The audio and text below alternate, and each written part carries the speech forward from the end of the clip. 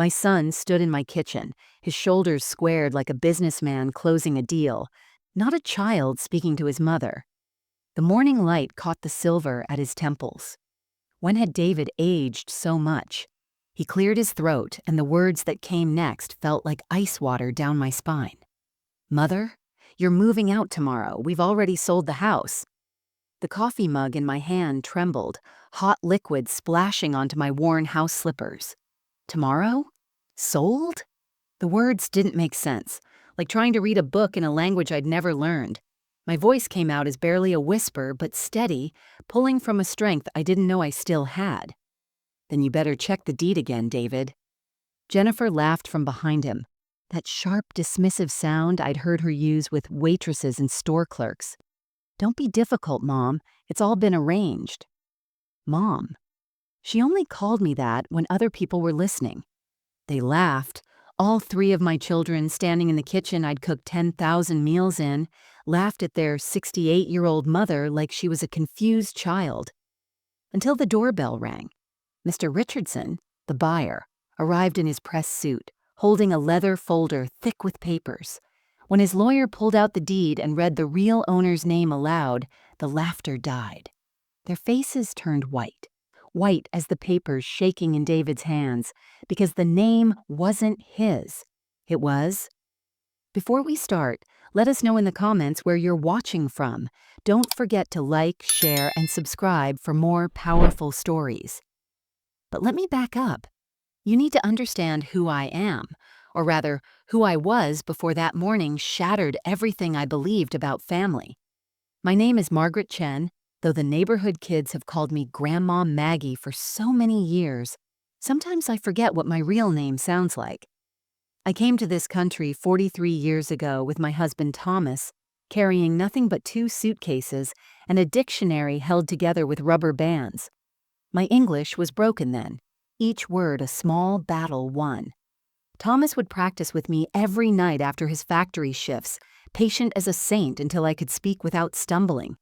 These hands, now spotted with age and slightly bent from arthritis, once worked 18-hour shifts at San Francisco General Hospital, first in laundry, then cafeteria, finally as a nursing assistant after years of night school. I memorized medical terms on bus rides, studied for exams while stirring pots of soup. Every dollar that didn't go to rent went to my children's education: David's private school tuition, Lisa's violin lessons, Michael's college fund. When Thomas died of liver cancer 15 years ago, I held his hand in room 304 of the same hospital where I'd mopped floors. "Take care of our babies," he whispered. Our babies who were already adults, but to him they'd always be the toddlers we'd carried on our shoulders through Golden Gate Park. I never remarried, never dated. My world narrowed to this house, the 2-story Victorian we'd bought for a fraction of today's value back when this neighborhood was considered dangerous. And my children. Every creaking floorboard knew my footsteps. Every wall held pencil marks tracking my children's growth. The kitchen window faced the lemon tree Thomas planted the day David was born. I was the mother who never missed a school play, who learned to cook American pot roast alongside Chinese dumplings, so my children would never feel different at potluck dinners. The woman who sold her jade wedding bracelet, my mother's last gift, to pay for David's MBA. That morning, I stood in my kitchen, 68 years old, 5 feet 2 inches tall, wearing the same floral house dress I'd worn for Sunday family dinners for 5 years. I looked like exactly what I was supposed to be: a harmless, elderly widow, easy to move, easy to forget. They had no idea what was coming. My days had a rhythm as predictable as the tides at Ocean Beach. Every morning at 5 o'clock, without an alarm, my eyes would open to the pre-dawn darkness. Thomas used to joke that I had an internal clock more precise than any Swiss watch. I'd slip into my soft Tai Chi shoes, the black cloth ones with white soles that made no sound on the hardwood floors, and pad downstairs, careful to skip the 3rd step that creaked like an old door hinge. The backyard was my sanctuary. Thomas had transformed it from a patch of weeds into a small paradise over our 40 years here. Rose bushes climbed the fence, Queen Elizabeth, Double Delight, and my favorite, the deep red Mr. Lincoln that bloomed even in San Francisco's foggy summers. I'd moved through the 24 forms of Tai Chi as the sky lightened from black to purple to gold, my body remembering each position even when my mind wandered to grocery lists and doctor appointments. By 6:30, the coffee was brewing. Dark roast for David, who inherited his father's taste for strong coffee, and English breakfast tea for Jennifer, who claimed caffeine from coffee gave her migraines. I could hear them stirring upstairs in what used to be David's childhood room, now converted into a suite when they moved in just for a few months after David's startup failed 5 years ago. Breakfast was an art form I'd perfected over decades. Congee simmering on the back burner for myself, scrambled eggs and sourdough toast for David, egg white omelet for Jennifer, who was perpetually dieting despite being thin as a rail.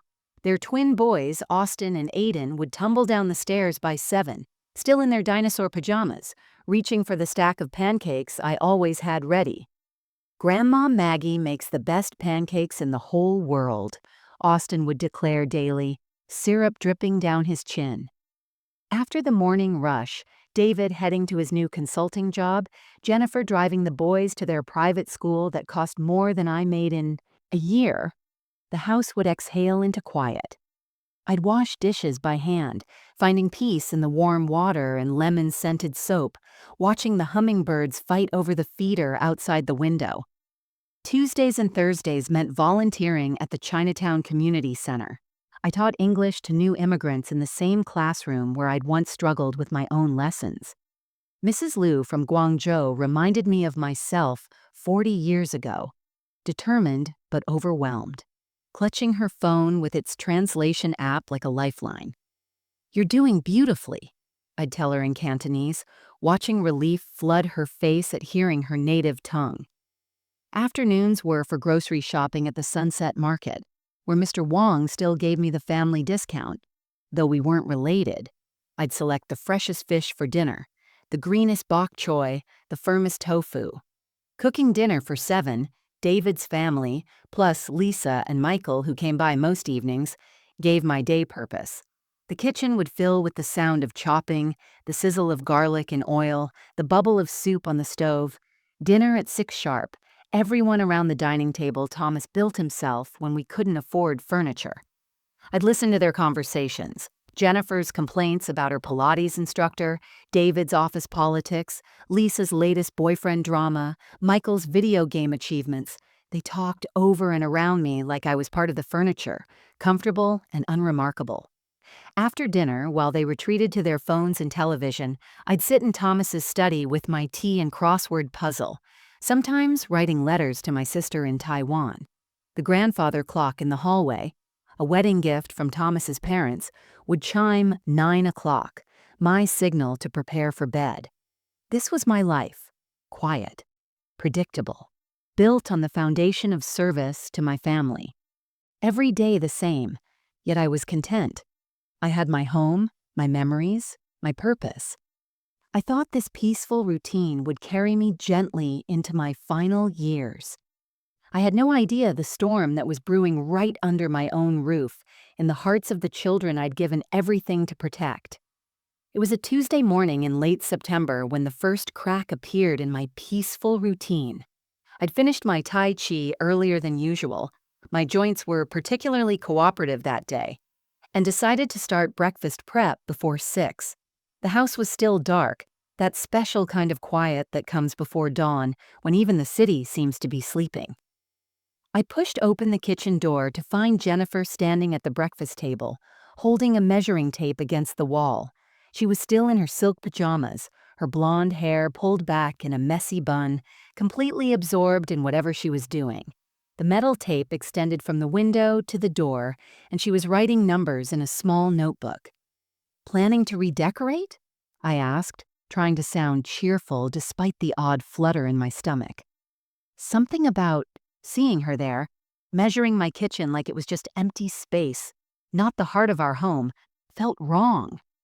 Jennifer jumped. actually jumped, like a teenager caught sneaking in after curfew. The measuring tape snapped back with a metallic whistle, and she fumbled to catch it, dropping her notebook in the process. "Mom, I didn't hear you come down." That nervous laugh, the one she used when the credit card bill came higher than expected. "I was just curious about square footage. Pinterest ideas for organizing small spaces." Pinterest. Jennifer, who had a walk-in closet the size of my first apartment in Chinatown, suddenly interested in organizing small spaces. I bent to pick up her notebook, but she snatched it away before I could see what was written. "I'll make the coffee," she said quickly, already moving toward the machine. "Why don't you sit? You must be tired from your exercise." Tired from Tai Chi? I'd been doing those same movements for 20 years, but I sat, watching as she fumbled with the coffee maker she used every morning, suddenly clumsy and distracted. She left 5 minutes later, claiming she needed to get ready for an early yoga class, though she'd never mentioned yoga on Tuesdays before. The unease settled in my chest like a stone in water, sending ripples through my morning routine. While washing the breakfast dishes, I noticed something in the trash can. Business cards, several of them, caught under coffee grounds and eggshells. I shouldn't have looked, but something made me fish them out, rinse them under the tap. Skyline Realty. Making your property dreams come true. 3 different agents' cards, all with handwritten notes on the back. Call me about the Victorian property. Great potential for development. Cash buyers available. My hands went cold despite the warm dishwater. Property? Development? This was my home, not a property. I stood there, water running over my pruned fingers, trying to make sense of what I was seeing. Maybe David was looking for office space for a new business venture.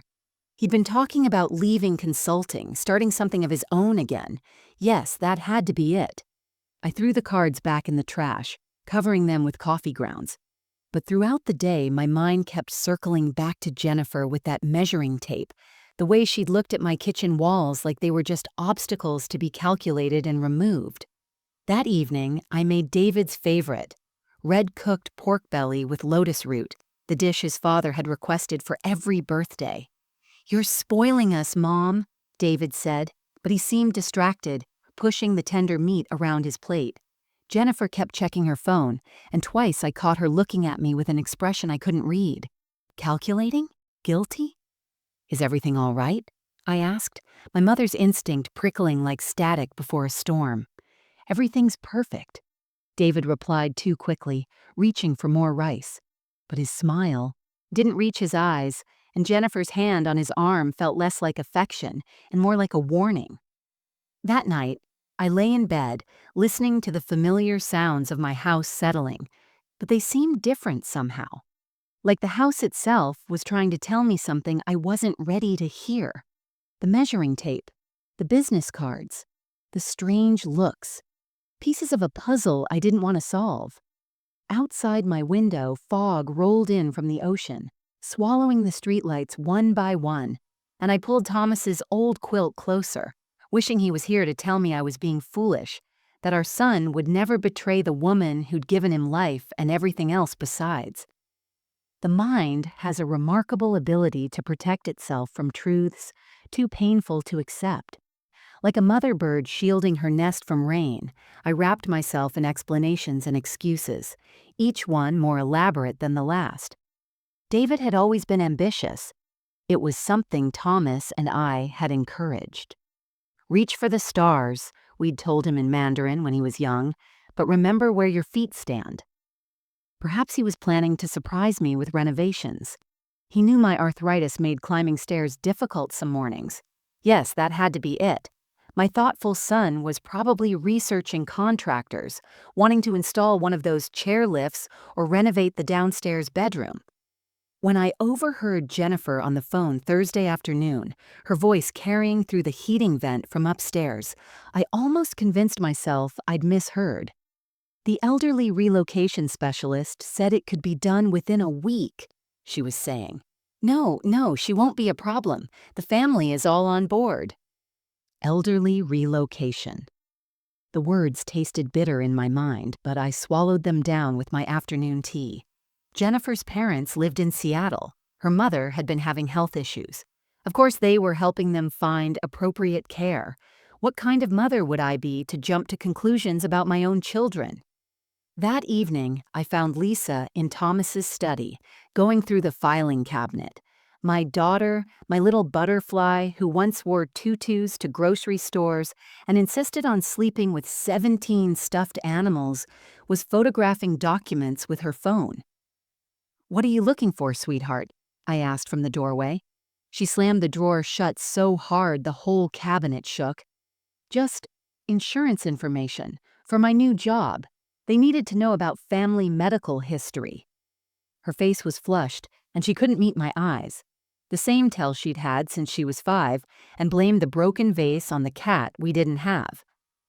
"Those are your father's old tax returns," I said gently. "The insurance papers are in the blue folder." "Right, the blue folder. Thanks, Mom." She hurried out, leaving the cabinet drawer slightly open, papers askew. I straightened them carefully, noticing which files had been disturbed. Property tax records. The mortgage papers from 1994, long since paid off. The house. Insurance policy. Why would Lisa need these for a medical history? "Stop it, Margaret," I told myself firmly.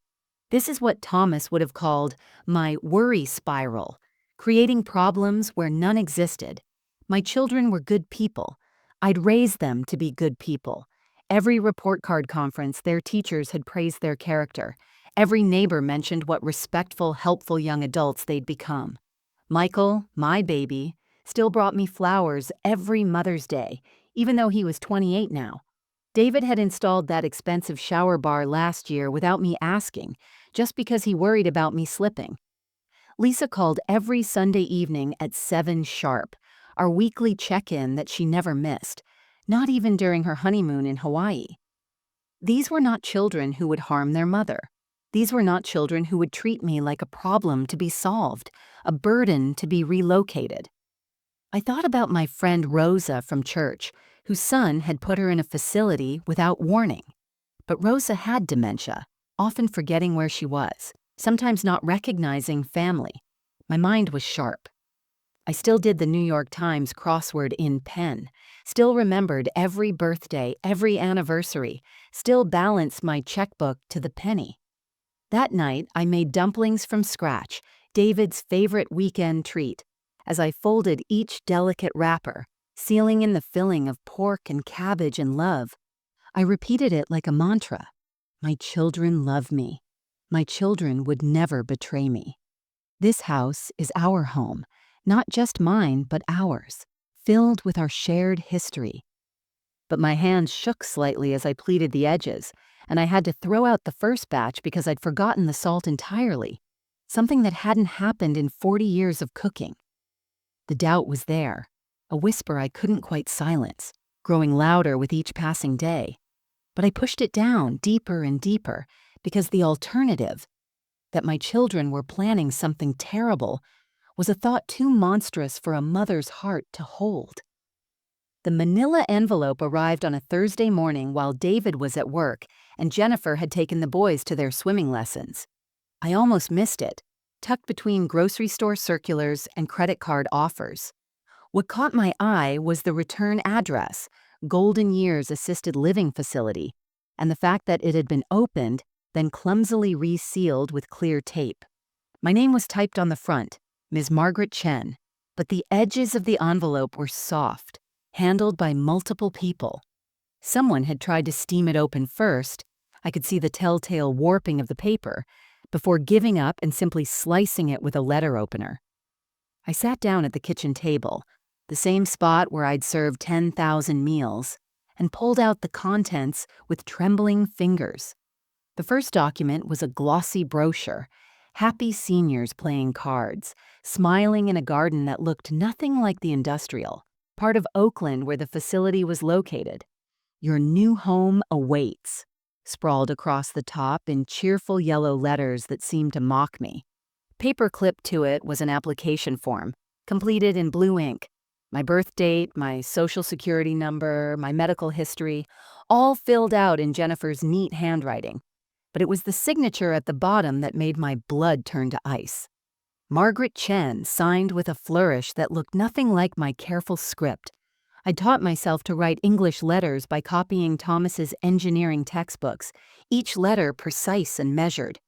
This signature was loose, careless, a forgery that wouldn't fool anyone who'd seen me sign the thousands of permission slips, checks, and birthday cards over the years, red stamped across the top. Deposit paid, room reserved, move-in date October 15th. October 15th, 8 days away. Beneath the application was a medical evaluation form from a Dr. Harrison, a name I'd never heard. According to this document, I'd been diagnosed with mild cognitive decline and beginning stage dementia requiring full-time supervision. The exam date was listed as last Tuesday, when I'd been teaching English at the community center, helping Mrs. Liu understand the past perfect tense. My hands shook as I read the symptoms this phantom doctor claimed I exhibited. Patient shows confusion about current events, unable to manage finances, difficulty with daily tasks, recommends immediate transition to assisted living facility for patient's safety. Unable to manage finances? I'd balanced the household budget for 40 years, stretching every dollar through recessions and booms. Difficulty with daily tasks? I cooked dinner for 7 people every night, grew vegetables in the garden, volunteered 20 hours a week. The next document made me gasp audibly. A power of attorney form granting David complete control over my medical and financial decisions. Another forged signature, this one witnessed by Jennifer and someone named Patricia Kim, Jennifer's Pilates instructor. I realized with a sick feeling. At the bottom of the stack, I found the payment receipt. $8,000 deposit paid from an account I didn't recognize, but the reference note said M. Chen Relocation Fund. They'd created a bank account in my name, moved money, my money, and spent it on a prison disguised as care. I spread the papers across the table, my mind struggling to process what I was seeing. This wasn't a misunderstanding or a well-meaning mistake. This was a plan, methodical and deliberate. Forms filed, deposits paid, medical lies documented. My own children had built a paper trail to erase me from my own life. The grandfather clock chimed noon, but time seemed to stop. I sat there, surrounded by evidence of betrayal, each document a knife wound. The kettle whistled on the stove. I'd put water on for tea and forgotten, but I couldn't move. The sound grew shriller, like a scream I couldn't release, until finally I stood on unsteady legs and turned it off. I gathered the papers carefully, my librarian's instinct for organization taking over when my emotions couldn't function. These were evidence. Evidence of what? I couldn't fully accept yet, but evidence nonetheless. I heard Jennifer's car in the driveway, the boys' voices arguing about who won at Marco Polo. Quickly, I slid the envelope into the antique flower bin, the one place Jennifer never looked because she hadn't cooked from scratch once in 5 years of living here. "Hi, Mom," she called out, breezing into the kitchen with the boys trailing behind, leaving wet footprints on my clean floor. "Did anything interesting come in the mail?" I turned from the stove, my face a mask of the gentle confusion they apparently expected from me now. "Just the usual advertisements, dear. Would the boys like some cookies? I baked snickerdoodles this morning." I chose my moment carefully. Sunday dinner, when they'd all be together, when the truth couldn't be whispered away or explained in private conversations I'd never hear. The pot roast was Thomas's mother's recipe, the one I made for special occasions. Tonight felt like a funeral, though I was the only one who knew what we were burying. They arrived in their usual pattern. Lisa first, always punctual, bringing wine no one would drink. Michael slouching in 20 minutes later, eyes red from what he claimed were allergies, but smelled like marijuana. David and Jennifer came down from upstairs, the boys at Jennifer's mother's for the night. I waited until they were all seated, plates full, guards down. Then I placed the manila envelope in the center of the table, between the mashed potatoes and green beans. Would someone like to explain this? My voice was steady. 40 years of handling emergencies at the hospital had taught me to stay calm when the world was falling apart. The silence was immediate and telling. Jennifer's fork clattered against her plate. David's jaw tightened exactly like his father's used to when cornered. Lisa suddenly became fascinated by her napkin. Only Michael looked genuinely confused. "What's that, Mom?" Michael asked, reaching for the envelope. "Don't." David's command was sharp, military. The son, who'd never served a day in his life, suddenly sounding like a general. I pulled out the forged documents one by one, laying them out like tarot cards revealing their future. Golden years assisted living, deposit paid, medical evaluation for dementia from a doctor I've never met, power of attorney documents with forged signatures. "Mom, you don't understand," David started. "I understand perfectly." I turned to face him fully, this child I'd carried for 9 months, whose fever I'd watched through endless nights, whose dreams I'd funded with my blood and sweat. "You're planning to put me in a home and sell my house. It's for your own good." The words exploded from Jennifer like she'd been holding them in too long. "You're getting older. This house is too big. You could fall." "I do Tai Chi every morning. I teach English twice a week. I cook dinner for 7 people nightly." Each fact dropped like a stone into still water. "But please tell me more about my declining capacity." David stood, his business posture taking over. "Mom, let's discuss this rationally. The house is worth $2 million now. $2 million. You're sitting on a gold mine while we're drowning in debt." There it was, the truth, naked and ugly as a wound. "We?" I looked around the table. "All of you?" Lisa finally met my eyes, tears streaming down her face, but her voice determined. "The market won't stay high forever. If we sell now, we can all get back on our feet. You don't need all this space." "I need my home." The words came out broken, the first crack in my composure. "This is your father's house, your childhood home." "Dad's dead." David's coldness shocked even Jennifer. "He's been dead for 15 years and you're living in the past. We already have a buyer, Patterson's development company. The sale closes next week." "Next week?" I couldn't breathe. "The facility reservation is for October 15th. That's Thursday," Michael whispered, his face pale. "This Thursday." "We were going to make it easy on you," Jennifer added, as if drugging me and dragging me away would be a kindness. "The facility's nice. They have activities, other Chinese residents. You'll make friends." I looked at each of their faces, these strangers wearing my children's skins. David, determined and cold. Jennifer, entitled and impatient. Lisa, guilty but committed. Michael, shocked but silent, his silence its own betrayal. "Get out." The words came from somewhere deep, a place I didn't know existed. "All of you, get out of my house." "Mom, be reasonable." David reached for my arm. "Get out!" The roar that came from my throat silenced them all. 40 years of suppressed anger, of swallowed pride, of endless sacrifice, all released in those 2 words. They left, Jennifer muttering about elderly mood swings, David promising they'd talk tomorrow when you're calmer, Lisa crying but still walking away, Michael hanging back until David grabbed his shoulder and pulled him along.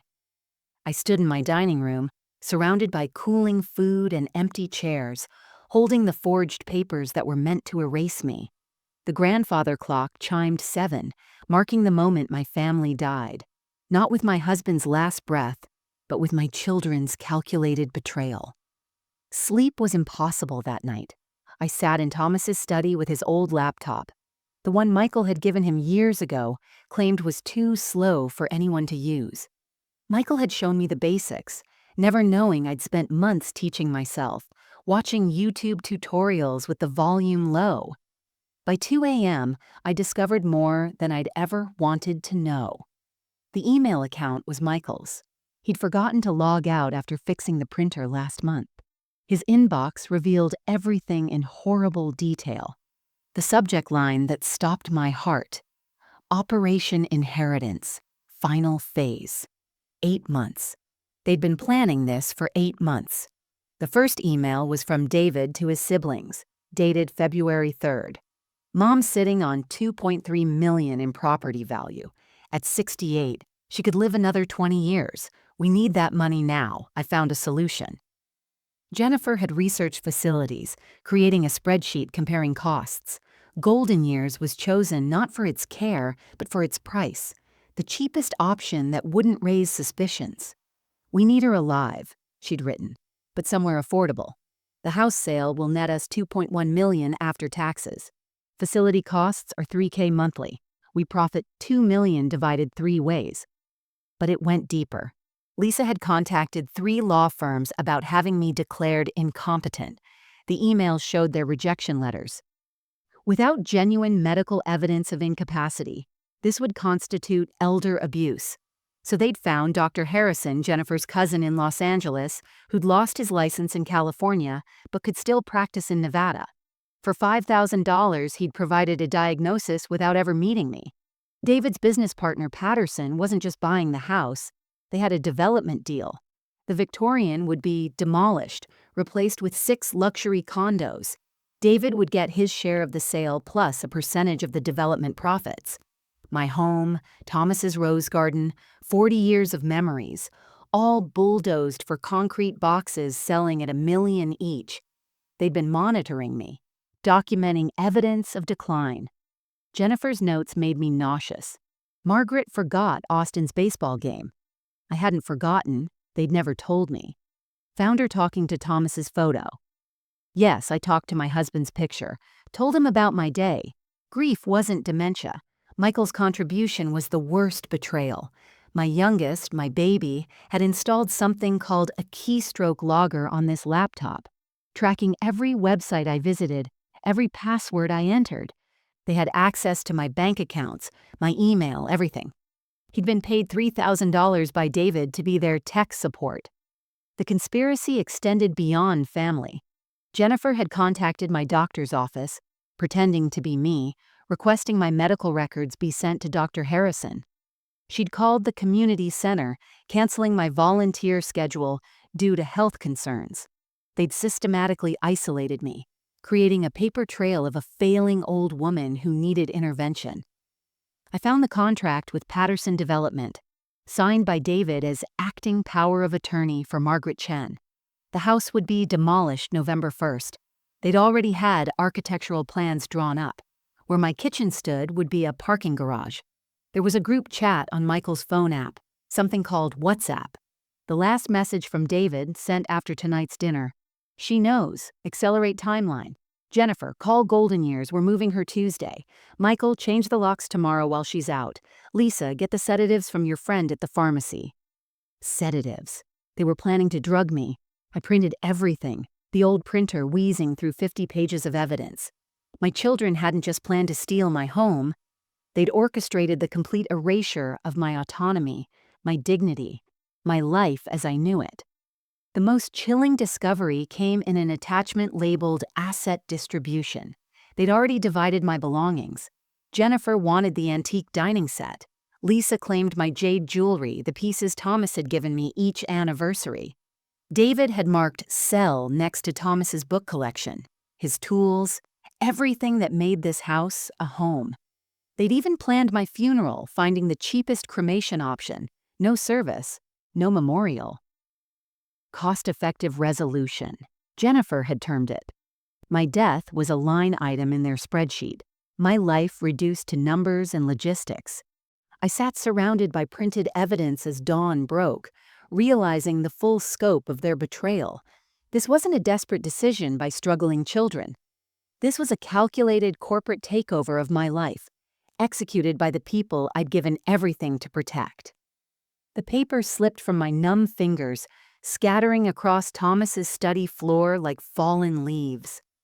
I found myself on my knees trying to gather them, but my vision blurred until I couldn't tell one betrayal from another. The sob that tore from my throat didn't sound human. It was the sound of something breaking that could never be repaired. I crawled to Thomas's chair, the leather one he'd saved 6 months to buy, pulling myself into it like a wounded animal seeking shelter.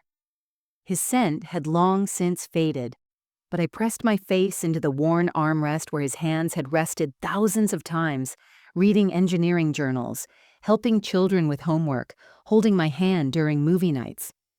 "Thomas," I whispered to the empty room. "Thomas, they're not our babies anymore." The photos on his desk seemed to mock me. David's college graduation. I'd worked 3 straight shifts to afford the trip to Boston.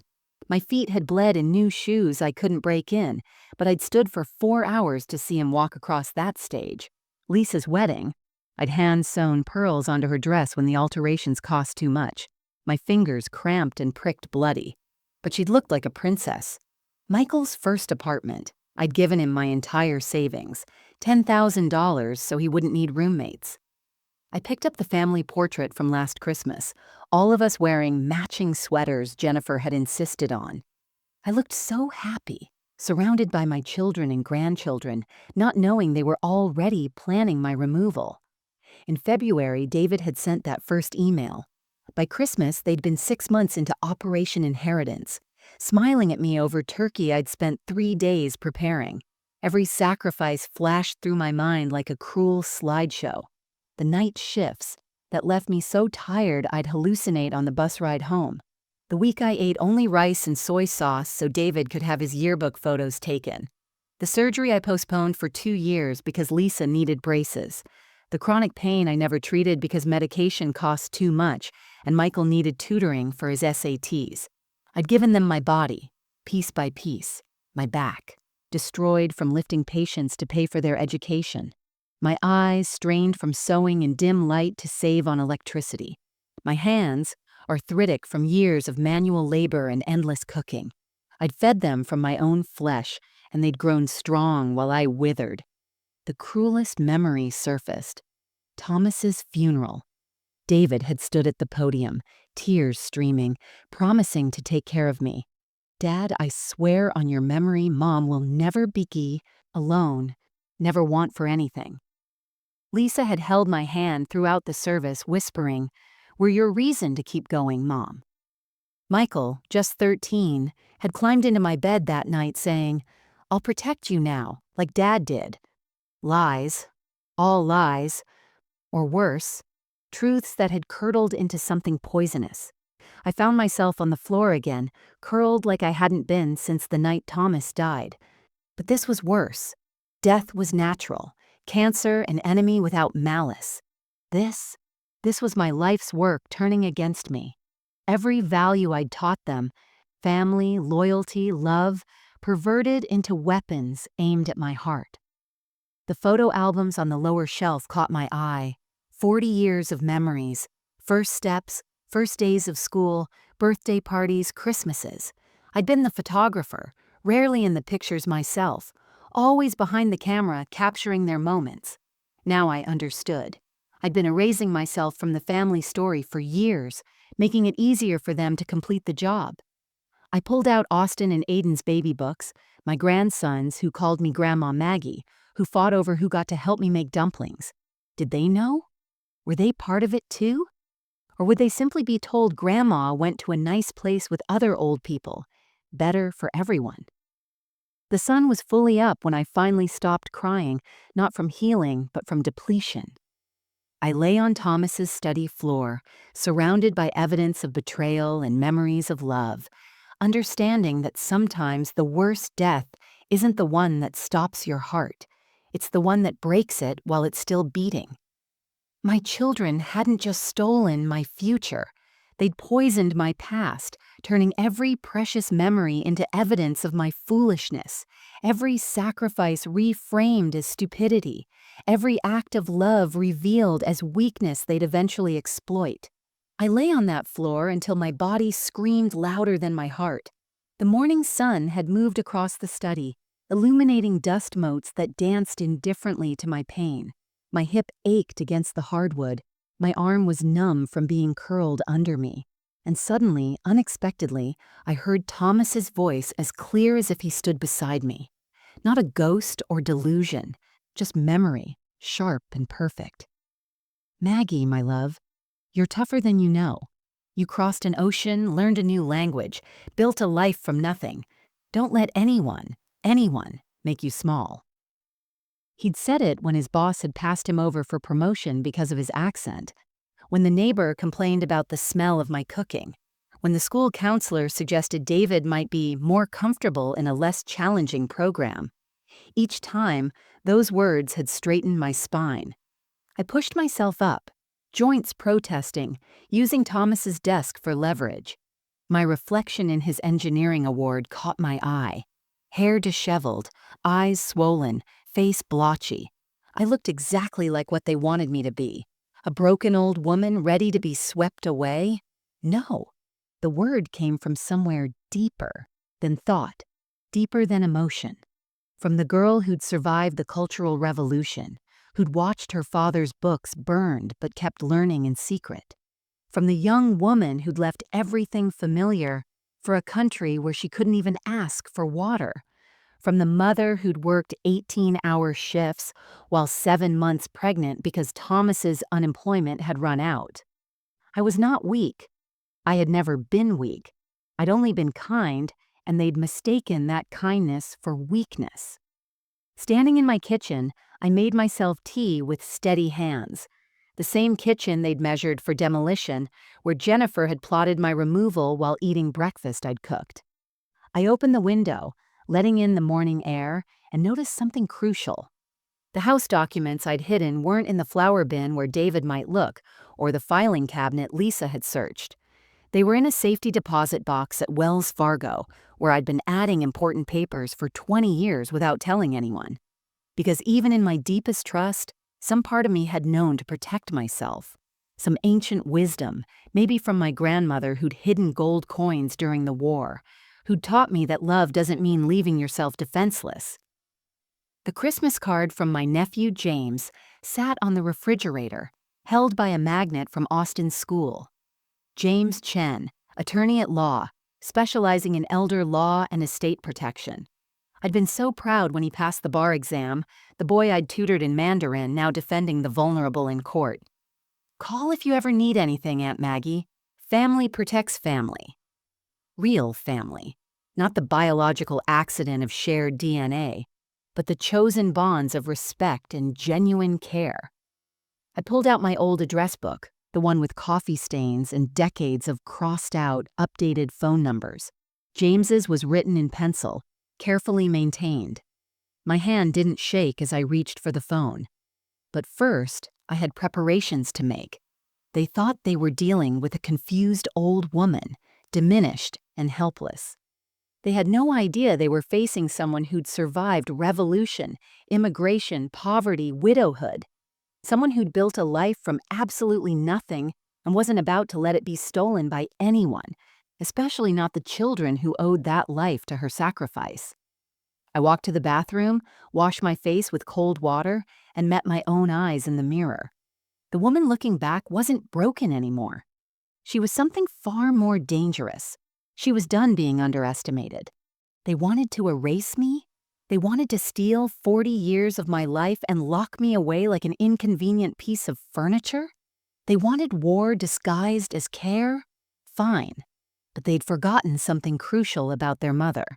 I'd learned English from legal documents, checking every word in my dictionary to understand Thomas's engineering contracts. I'd memorized hospital procedures to protect myself from discrimination.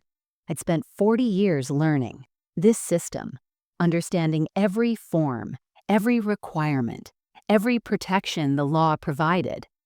I picked up the phone and dialed James's number. It rang twice before his familiar voice answered, warm with genuine affection. "Aunt Maggie, what a wonderful surprise!" "James," I said, my voice steady and clear, "I need your help. My children are trying to steal my home."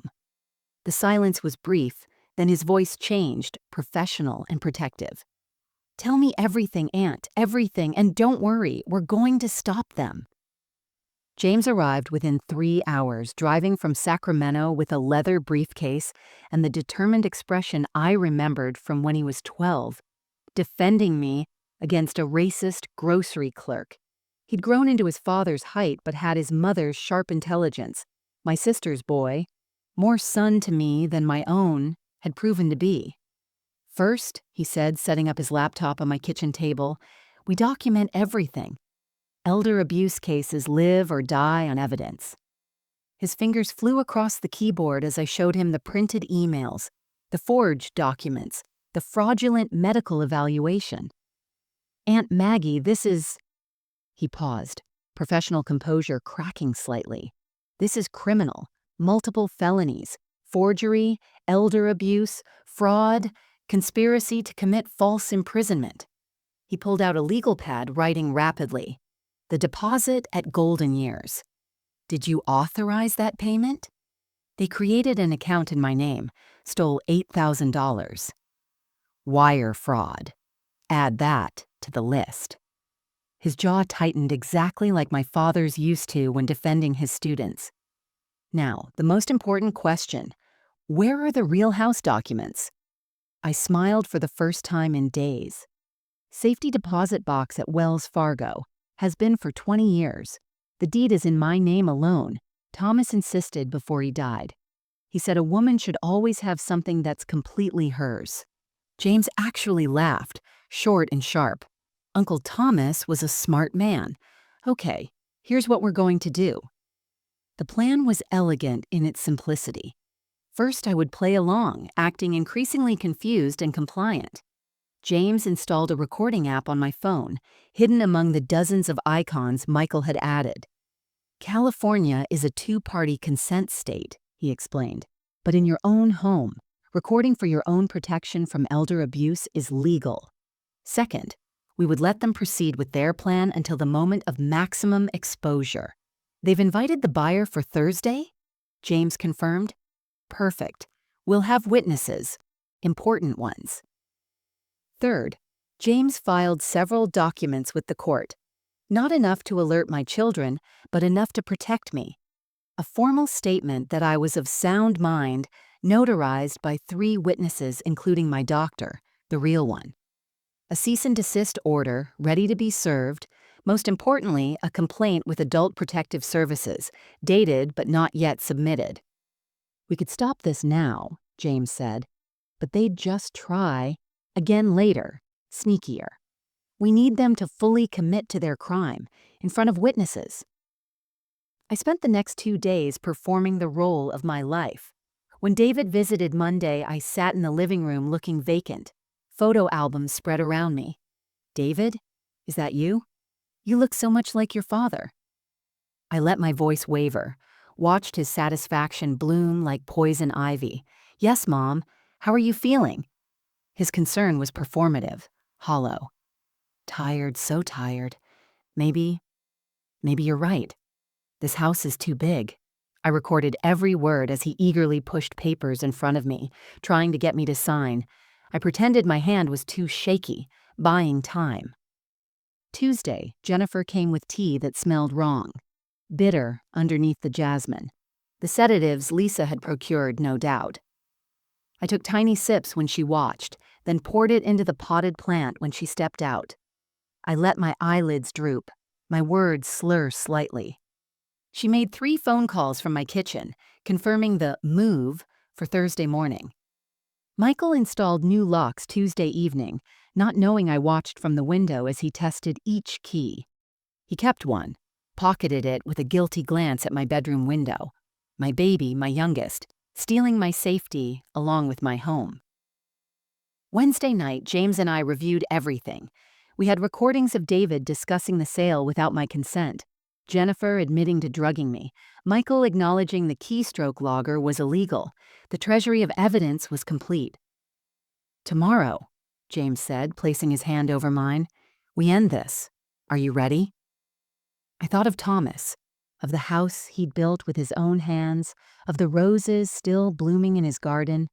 I thought of the woman I'd been, the mother I'd tried to be, the dignity they'd tried to steal. I've been ready for 40 years, I told him. I just didn't know for what until now. Thursday morning arrived with unusual October warmth, the sun bright and unforgiving.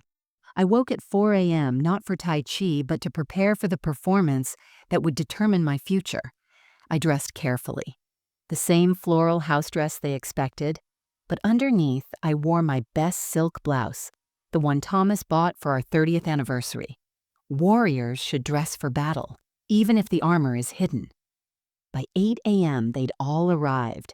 David in his best suit, the one he wore to intimidate business partners. Jennifer had her hair professionally blown out, wearing designer heels that clicked against my hardwood floors like a countdown. Lisa carried a clipboard, ever the organizer, checking items off her list with efficient cruelty. Michael lingered by the door, avoiding eye contact, his guilt the only human emotion in the room. "The movers will be here at 9, Jennifer announced, not even pretending to address me anymore. Golden Years expects her by noon. They'd invited an audience to witness their triumph. My neighbors, the Patels, had been told I was finally getting the care I needed. Mrs. Patterson from church was there, having heard about my declining health from Lisa. Even my mailman, Roberto, had been pulled inside by David, spun a story about supporting their difficult decision. The house filled with people who thought they were witnessing an act of love. At 9:15, the buyer arrived. Mr. Richardson wasn't what I'd expected. Younger, sharp-eyed, accompanied by 2 lawyers, and surprisingly, a notary public. His team spread documents across my dining table like they were claiming territory. "Mrs. Chen," Richardson addressed me directly, which clearly annoyed David. "I understand this is emotional, but I promise we'll take good care of the property." "You mean tear it down?" I said quietly, playing the confused elderly woman. "My roses." "Mom's been fixated on the garden," Jennifer explained with false sympathy, another sign of her confusion. Richardson's lawyer, a stern woman with steel gray hair, pulled out a thick folder. "We'll need to verify the deed transfer before the funds can be released. Mr. Chen, you have the documentation." David produced his folder with a flourish. The forged power of attorney, the fraudulent medical assessment, his carefully constructed paper trail. "Everything's in order. As you can see, I have full authority to complete this transaction on my mother's behalf." Mrs. Patel leaned over to whisper to her husband, something about how sad it was to see me so diminished. Roberto looked uncomfortable, shifting from foot to foot. Mrs. Patterson clutched her purse, dabbing at her eyes with a tissue. "Before we proceed," Richardson's lawyer said, pulling out another document, "we always verify the chain of ownership, standard procedure for properties of this value." She looked directly at me. "Mrs. Chen, are you aware your son is selling your house?" The room held its breath. This was the moment David had prepared for. I let my eyes wander, then focus with apparent difficulty. "My house? Thomas built this house." "She's confused," David interjected quickly. "As the medical documents show—" "Let her speak," Richardson commanded, and I realized something. He wasn't just a buyer. There was something else happening here. "My husband Thomas," I continued, voice trembling, "he planted roses. Pink ones for Lisa, red ones for David, yellow ones for baby Michael." I let tears fall, real ones, for the children they'd once been. "This is exactly why she needs care," Jennifer said loudly, addressing the room. "She's living in the past." Richardson's lawyer pulled out a laptop. "I'll need to verify the deed with the county recorder's office. It will just take a moment." Her fingers clicked across the keys with practiced efficiency. David paced, his confidence beginning to crack. Lisa checked her phone repeatedly. Michael had moved closer to the door, ready to flee. Jennifer maintained her smile, but her knuckles were white as she gripped her designer purse. "Interesting," the lawyer said, her tone sharp, enough to cut glass. "According to the county records, the deed for this property is held in sole ownership by Margaret Chen. No liens, no transfers, no power of attorney on file." The room shifted, tension rising like water about to boil. David's face flushed. There must be some mistake. Check again." "No mistake," the lawyer continued, turning her laptop screen toward the room. "In fact, there's a rather interesting notation here, dated last week.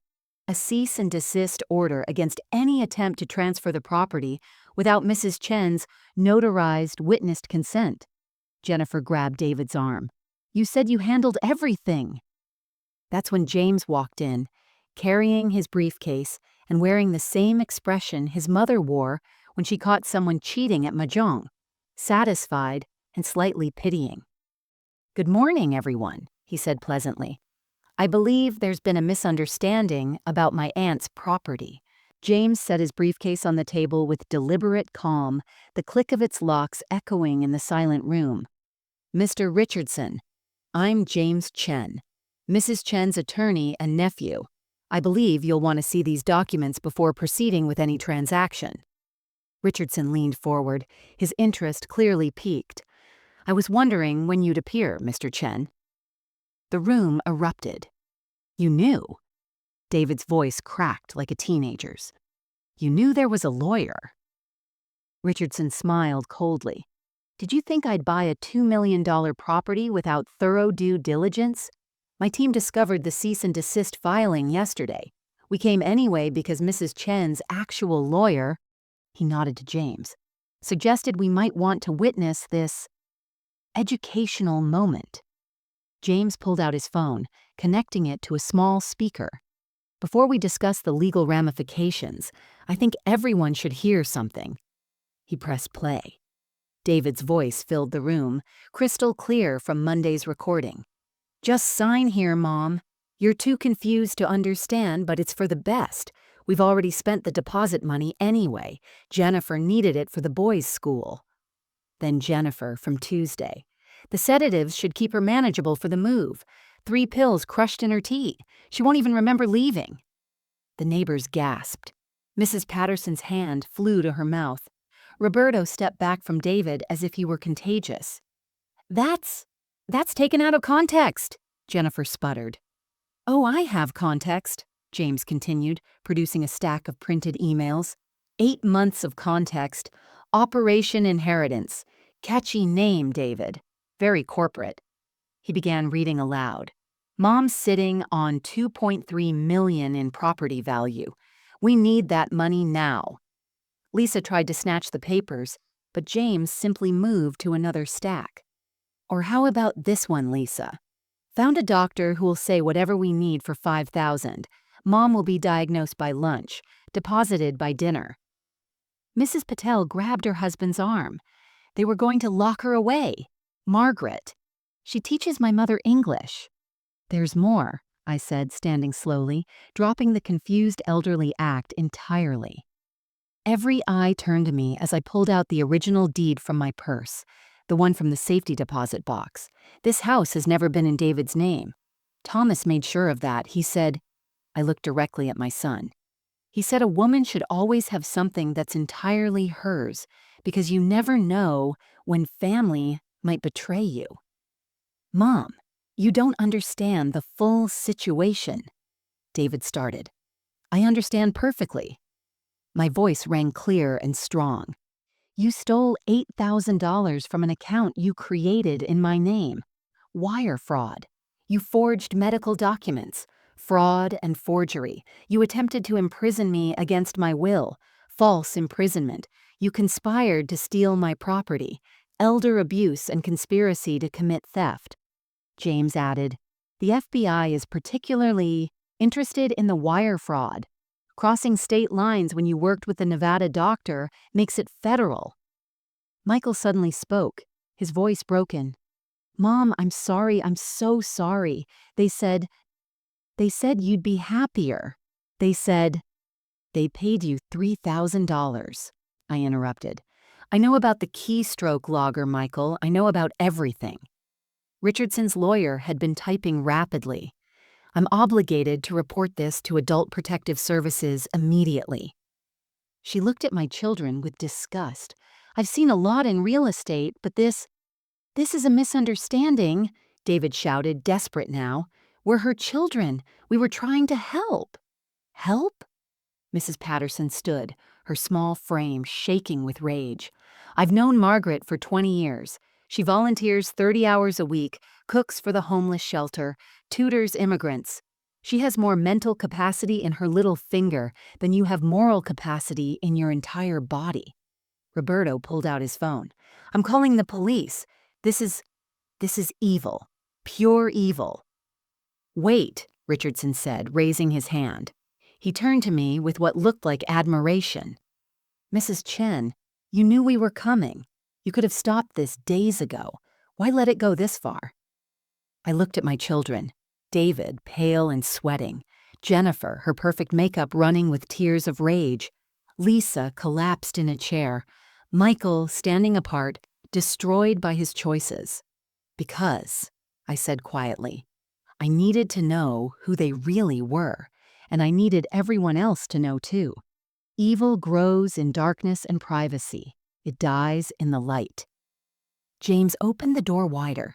2 police officers entered, followed by a social worker from APS. "David Chen, Jennifer Chen, Lisa Morrison," the lead officer announced. "You're under arrest for conspiracy to commit elder abuse, fraud, and false imprisonment." As the handcuffs clicked around David's wrists, he looked at me one last time. "Mom, please."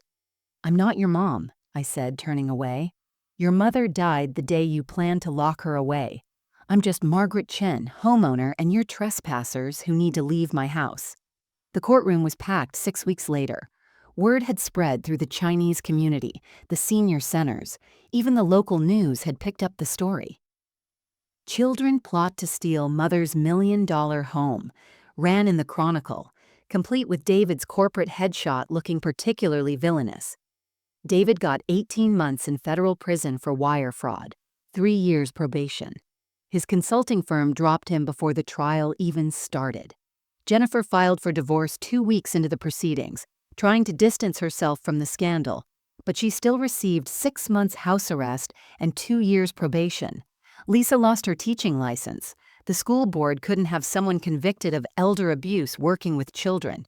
She got 8 months in county jail, served 4 with good behavior. Michael was different.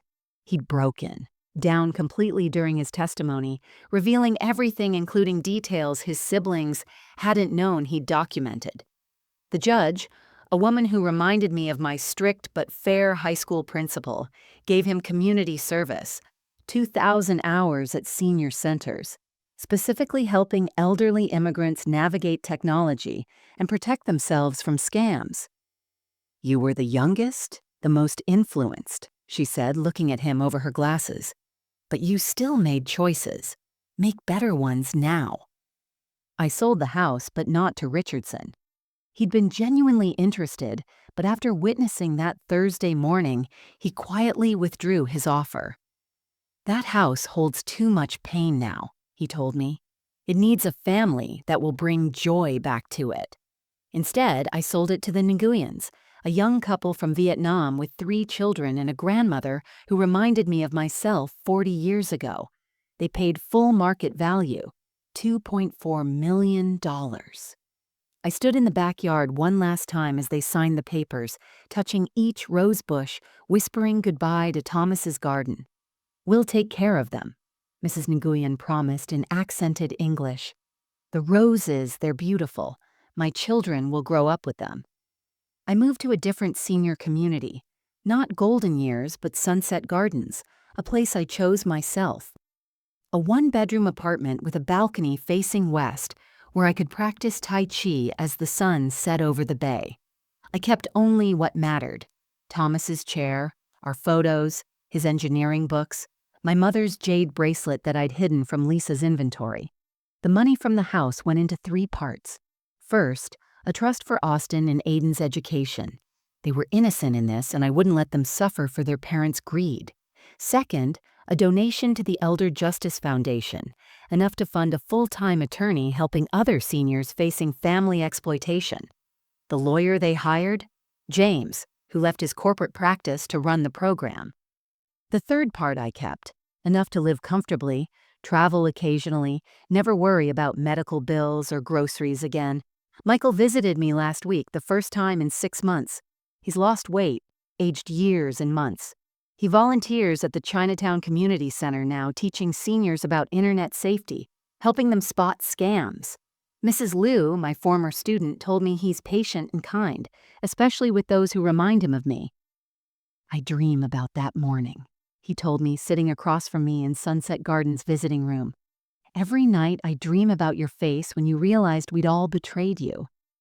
Good, I said, not to be cruel, but honest. Remember that feeling. Let it guide your choices. Do you think, he started, then stopped, then started again. Do you think you could ever forgive me? I looked at this boy I'd raised, who'd chosen money over mother, who'd installed software to spy on me like I was an enemy, not the woman who'd sung him to sleep through countless nights of colic and nightmares. Forgiveness isn't mine to give, I told him. It's yours to earn. Not from me, but from every elderly person you protect now, every vulnerable adult you defend instead of exploit. He left with shoulders bent, carrying his shame like the backpack I used to pack for his school days, heavy with necessary lessons. David wrote me a letter from prison. Jennifer sent an email through her lawyer. Lisa left voicemails I deleted without listening. They all said variations of the same thing. They were sorry, they'd made mistakes, they wanted to reconcile. But some bridges, once burned, light the way forward instead of back. I sit on my balcony at Sunset Gardens now, watching the sun paint the San Francisco Bay in shades of gold and amber. It's been a year since that Thursday morning when my children's masks fell away, revealing strangers I'd never truly known. The Tai Chi movements come easier here, without the weight of maintaining a house that had become more prison than home, not because of its walls, but because of the betrayal plotted within them. This morning, I received a letter from a woman in Ohio. She'd seen my story on the news, recognized herself in my pain. Her daughter had been slowly taking control of her accounts, gaslighting her into believing she was forgetful.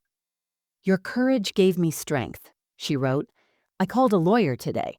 I get 3 or 4 letters like this every week now. James helps me answer them through the Elder Justice Foundation. We've created a checklist, warning signs to watch for, documents to protect, resources to contact. In 6 months, we've helped 47 seniors escape similar situations. 47 parents who won't spend their final years in forced captivity, their life's work stolen by those they trust most. Mrs. Nguyen sends me photos of the roses. They're thriving under her grandmother's care.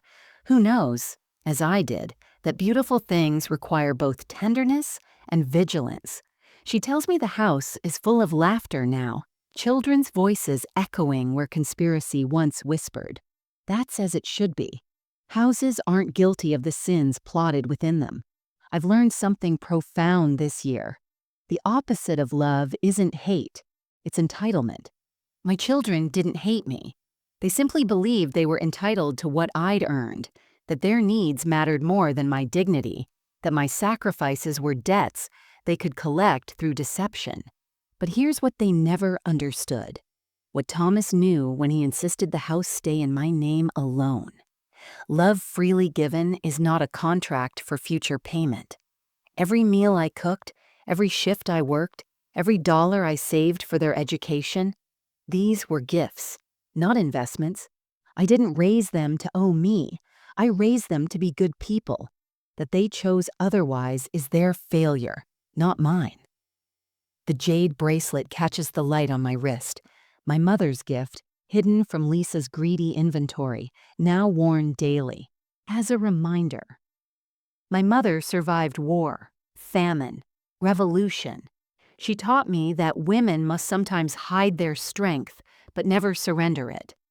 Bend like bamboo, she'd say, but bamboo that bends doesn't break. It springs back twice as strong. I think about Michael sometimes, the only one showing signs of genuine remorse. Perhaps one day, years from now, he'll earn his way back to something resembling family, or perhaps not. I'm at peace either way. You can't save people from themselves, even when you gave them life. David will be released next month. Jennifer has moved to Seattle with the boys. Lisa teaches yoga now, her teaching career destroyed. They've lost more than money or reputation. They've lost the story they told themselves about being good people who loved their mother. That loss might teach them what my love never could. Tomorrow, I'm starting something new. James and I are creating a workshop, Protecting Your Golden Years, a guide for seniors and their real families. Because real family isn't always blood. Real family is Roberto, who still checks on me. It's Mrs. Patel, who brings me samosas every Sunday. It's James, who dropped everything to defend me. It's the community that surrounded me with support when my biological children revealed their true nature. So I ask you, reading this story, perhaps seeing yourself in my pain or, God forbid, in my children's choices, what would you do if family became foe? How would you protect yourself from those who know you best, who have keys to your house and passwords to your heart? More importantly, I ask this. If you have elderly parents, grandparents, or relatives, when did you last visit them without needing something? When did you last ask about their dreams, not their assets? When did you last see them as people with futures, not obstacles to your inheritance? Because here's the truth my children learned too late. Parents aren't waiting rooms for inherited wealth. We're people with our own plans, our own dignity, our own right to every day we've earned through decades of sacrifice. Share this story if you know someone who needs to hear it. Comment below if you've faced similar betrayal or if you're struggling with how to protect yourself or someone you love. Together, we can ensure that the golden years we've earned remain ours to live. And remember, the deed to your life should always remain in your name alone.